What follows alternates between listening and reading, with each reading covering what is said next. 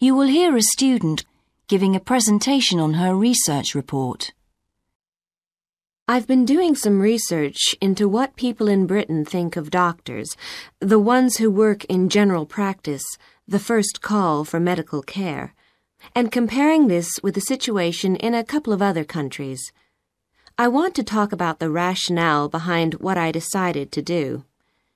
Now, I had to set up my program of research in 3 different countries, so I approached postgraduates in my field in overseas departments, contacting them by email to organize things for me at their end. I thought I would have trouble recruiting help, but in fact, everyone was very willing, and sometimes their tutors got involved too. I had to give my helpers clear instructions about what kind of sample population I wanted them to use. I decided that people under 18 should be excluded because most of them are students or looking for their first job. And also I decided at this stage just to focus on men who were in employment and set up something for people who didn't have jobs and for employed women later on as a separate investigation. I specifically wanted to do a questionnaire and interviews with a focus group. With the questionnaire, rather than limiting it to one specific point, I wanted to include as much variety as possible. I know questionnaires are a very controlled way to do things, but I thought I could do taped interviews later on to counteract the effects of this.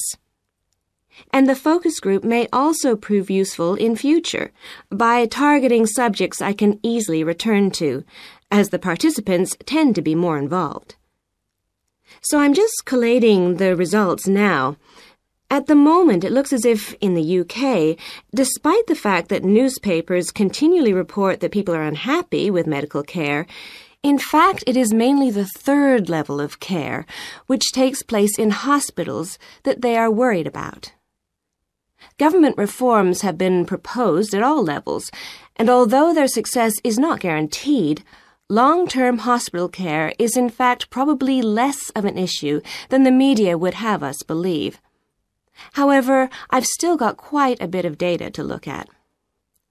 Certainly, I will need to do more far-reaching research than I had anticipated in order to establish if people want extra medical staff invested in the community, or if they want care to revert to fewer but larger key medical units.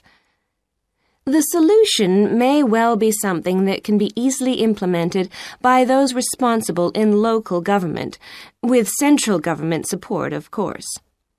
This first stage has proved very valuable, though. I was surprised by how willing most of the subjects were to get involved in the project. I had expected some unwillingness to answer questions honestly, but I was taken aback and rather concerned that something I thought I'd set up very well didn't necessarily seem that way to everyone in my own department. I thought you might also be interested in some of the problems I encountered in collecting my data. There were odd cases that threw me. One of the subjects who I had approached while he was out shopping in town decided to pull out when it came to the 2nd round. It was a shame, as it was someone who I would like to have interviewed more closely. And one of the first-year students I interviewed wanted reassurance that no names would be traceable from the answers. I was so surprised, because they think nothing of telling you about themselves and their opinions in seminar groups. Then one of the people that I worked with got a bit funny.